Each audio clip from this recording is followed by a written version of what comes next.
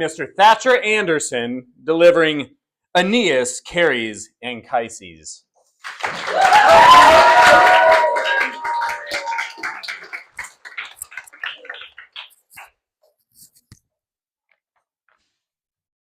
What is piety? How does it affect a man? Abraham Joshua Heschel describes piety as this, quote, piety is usually preceded by faith, and it is then faith's achievement, an effort to put faith's idea into effect, close quote. Piety is a type of justice wherein you give honor to whom it is due. It was for piety that Noah made the ark. Piety is what enabled Abraham to sacrifice his son.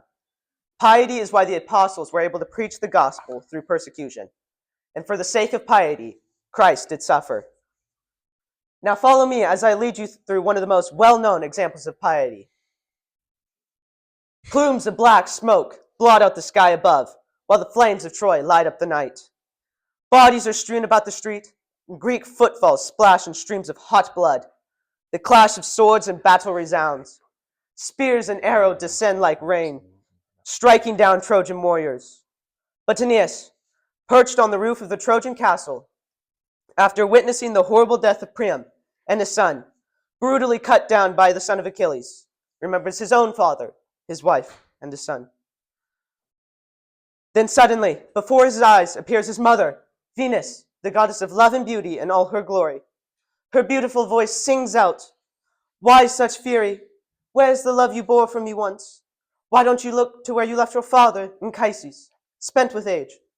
Do your wife, Creusa, and your son, Ascanius, still live? Run for your life, my son. I will set you safe at your father's door." Once she finishes her words, she vanishes into the night. So Aeneas, spiritually guided by his immortal mother, climbs down from the roof. The spears recede and the flames roll back before him as he moves on. Reaching his father and family at last, he implores them to escape with him. But Anchises, seeing Troy demolished, refuses to follow and go into exile. "You are in the prime of your life," he argued, "untouched by age. You are the ones to hurry my escape. If the gods wished me to live on, they would have saved my palace here. Enough that I've seen one sack of my city, once survived its capture. Here I lie, laid out for death. Come say your parting salutes, and leave my body so. I will find my own death. Death without burial, a small price to pay. For years now I've lingered out my life, despised by gods and a dead weight to men, ever since the Father of gods stormed at me with his bolt." So he said, refusing to leave. Aeneas' whole household in tears begged him not to drag them all down to death. But still he refuses. And again, Aeneas rushes to arms, desperate to die himself.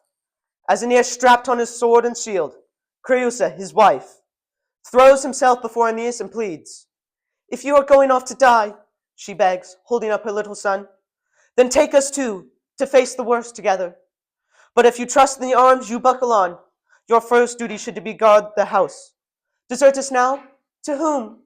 Little Ilias, your father, and your wife?"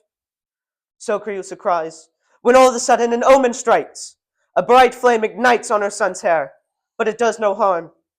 They quickly try to extinguish the holy fire, but Anchises, seeing the sign, declares, "Almighty Jove, look down on us. Grant us another omen to seal this first clear one." Instantly, a peal of lightning crashes down from above, fire trailing in its wake. The sound of its landing shakes the earth and triumphs over the clash of swords. Anchises, awestruck, raises his voice to the stars and prays, "No more delays, you gods my fathers. Now I follow where you lead. Safeguard our house. I give way, my son. No more refusals. I will go with you, your comrade." So he yielded. Up onto Aeneas' shoulders he climbs. And Aeneas, with his burden of love, grabs his son by the hand and has his wife follow behind. Through the pitch dark streets of Troy he runs, never flinching at a hurling spear or an enemy assault.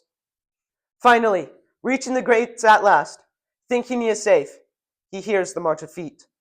Suddenly, his father blurts out, "Run for it now, my boy! They're closing in! I can see the glint of their shields." Running in blind fury, he bears his family off to safety. escaping the vile clutches of the Greeks and the burning wreck of Troy. Aeneas shows immense piety by carrying his father out of Troy in two ways. First, he honors his father. Aeneas could have left his father, Anchises, to die as he had asked. But Aeneas refused and was even disgusted at the idea of not saving his father. The Bible says, "Honor your father and your mother, that your days may be long upon the land that the Lord your God has given you." Exodus 20:12. Aeneas emulates this command by rescuing his father from the fire. The second way Aeneas shows piety is by honoring the gods. He had listened to and obeyed Venus' command to save his family.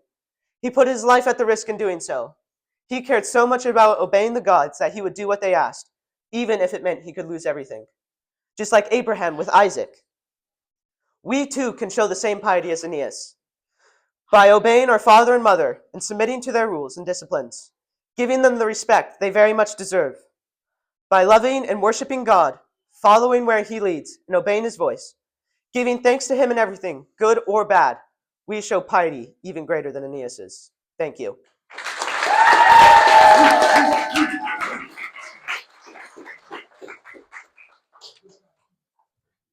Our next speech will be by Mr. Malachi Odell, who will be delivering the funeral games for Anchises.